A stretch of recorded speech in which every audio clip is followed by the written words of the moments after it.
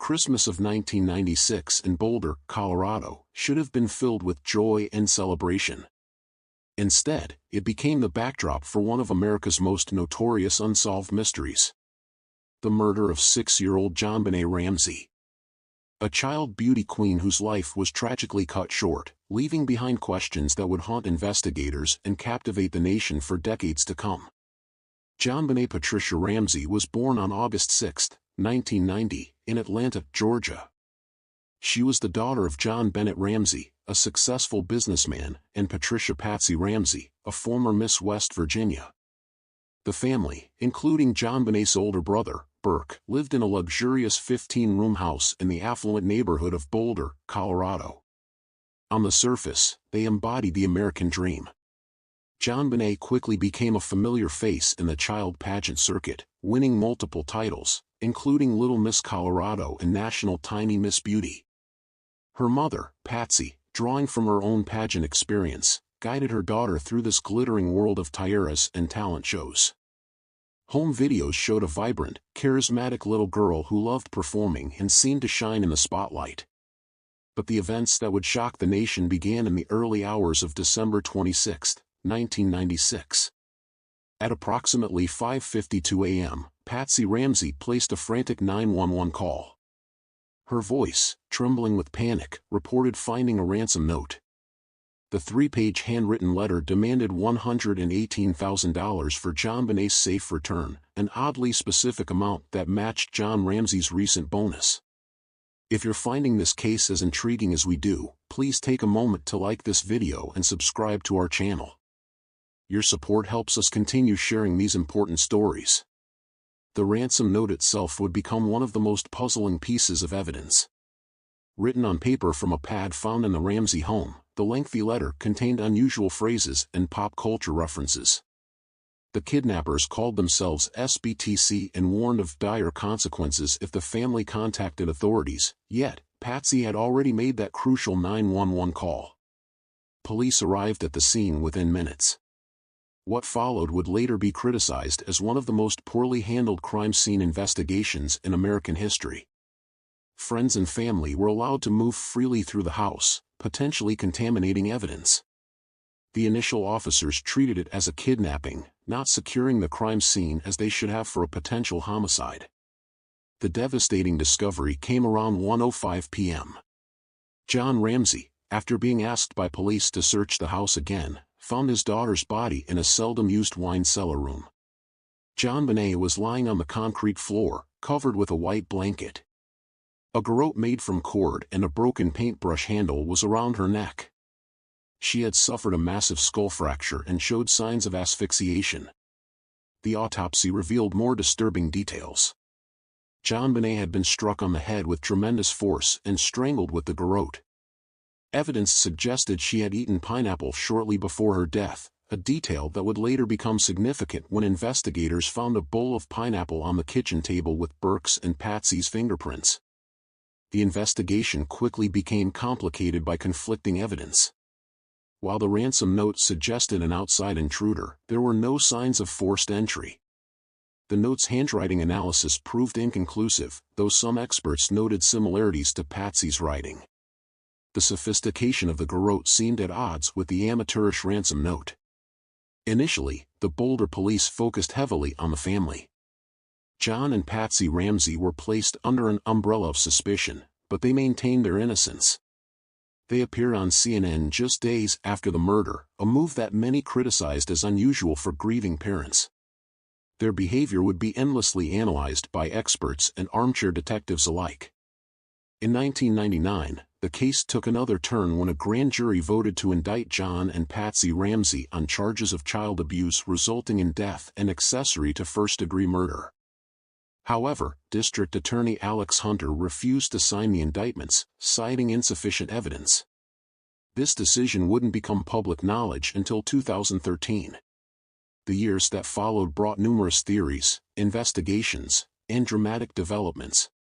DNA evidence found on JonBenét's clothes didn't match any family members, leading to a public apology to the Ramseys in 2008.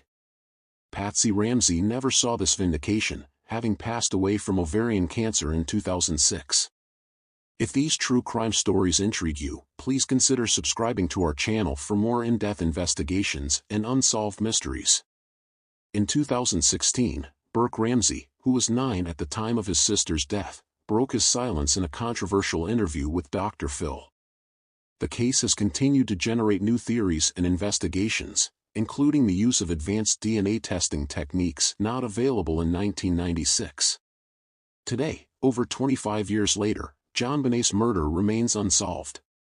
The case has spawned countless documentaries, books, and theories, but the truth remains elusive. The Boulder Police Department maintains an active investigation, and in 2021, they announced the use of new DNA testing methods in hopes of finally bringing justice to JonBenét. The case serves as a haunting reminder that even in seemingly perfect homes, terrible tragedies can occur. It also highlights the critical importance of proper crime scene investigation and the challenges of high-profile cases. If you found our previous story compelling, you're about to discover another Christmas mystery that has puzzled investigators for generations. Before we begin, please take a moment to like this video and subscribe to our channel for more fascinating true crime stories. On Christmas Eve 1945, in the small town of Fayetteville, West Virginia, the Sodder family's lives changed forever in what would become one of America's most perplexing family tragedies. George Sodder, a successful coal merchant, and his wife Jenny were living the American dream with their 5 children in a comfortable 2-story home. George Sodder had immigrated from Italy as a young man, building a respectable life through hard work and determination. He and Jenny were known as loving parents who provided well for their children. The family was preparing for Christmas celebrations, with their home decorated festively for the holiday season. On that fateful night, 5 of the Sodder children, Maurice, 14, Martha, 12, Louis, 9, Jenny, 8, and Betty, 5, begged their mother to let them stay up late to play with their Christmas toys. The other children, John, 23, George Jr., 16, Marion, 17, and Sylvia, 2, had already gone to bed. Jenny agreed but insisted they complete their chores first. If you're finding this story as intriguing as we do, please take a moment to hit the like button and subscribe. Around 12:30 a.m., Jenny was awakened by the telephone ringing. A woman's voice asked for someone Jenny didn't know, accompanied by strange laughter in the background. As she returned to bed, she noticed the lights were still on, and the doors were unlocked, unusual since the children typically handled these tasks before bed. At approximately 1:30 a.m., Jenny was jolted awake by a sound on the roof. Then came the smell of smoke. The house was on fire. John, Marion, and George Jr. managed to escape with their parents and little Sylvia. But the 5 middle children remained trapped upstairs. George tried desperately to reach his children. He ran outside to get his ladder, but it had mysteriously disappeared from its usual spot. His coal trucks, which he thought to drive up to the house to climb onto the roof, wouldn't start despite working perfectly the day before. Even water from their rain barrel was frozen solid. The fire department, located just 2.5 miles away, didn't respond until morning. Fire Chief F.J. Morris would later claim the call hadn't come through until 8 a.m. By then, the house had burned to the ground. Initially, authorities concluded that the 5 children had perished in the fire. However, the official investigation raised more questions than answers. No human remains were found in the ashes, unusual for a fire of that intensity.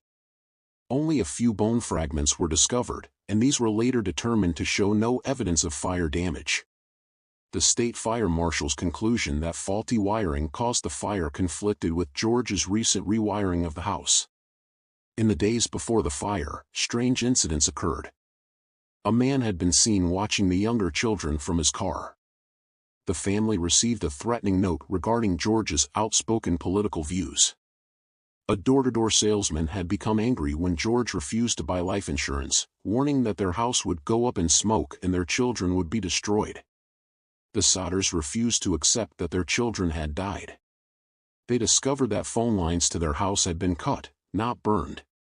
Witnesses reported seeing the missing children in a passing car during the fire. A woman at a Charleston hotel claimed to have seen 4 of the children about a week later. George and Jenny spent their life savings investigating the disappearance. They erected a billboard with the children's photos and offered a reward that would today equal $100,000. In 1968, they received a photograph in the mail allegedly showing Lewis as an adult. Written on the back was, *Lewis Sodder. I love brother Frankie. Ill boys. A 90132 or 35. *. Decades of investigation produced theories but no concrete answers. Some believed the children were taken by an organized crime syndicate due to George's anti-Mussolini statements. Others suggested they were kidnapped for illegal adoption. The possibility that they survived and were relocated remains a theory many researchers still explore. George Sodder died in 1969, still searching for answers. Jenny continued wearing black in mourning until her death in 1989. The surviving Sodder children maintained that their siblings didn't die in the fire. In 2007, the last surviving sister, Sylvia Sodder Paxton, allowed a forensic team to conduct new tests on the site, but no significant evidence was found. Today, the case remains one of America's most baffling family mysteries. The combination of suspicious circumstances, lack of remains, and reported sightings continues to generate new theories and investigations. If this story touched you, please share it with others who appreciate unsolved mysteries. Don't forget to leave your theories in the comments below. The Sodder children's disappearance reminds us that sometimes the most perplexing mysteries happen on nights that should be filled with joy. Their story continues to intrigue new generations of true crime enthusiasts and investigators. Thank you for joining us for these Christmas mysteries. If you enjoyed these stories, please subscribe to our channel for more fascinating true crime cases. Stay safe, and we'll see you in our next investigation.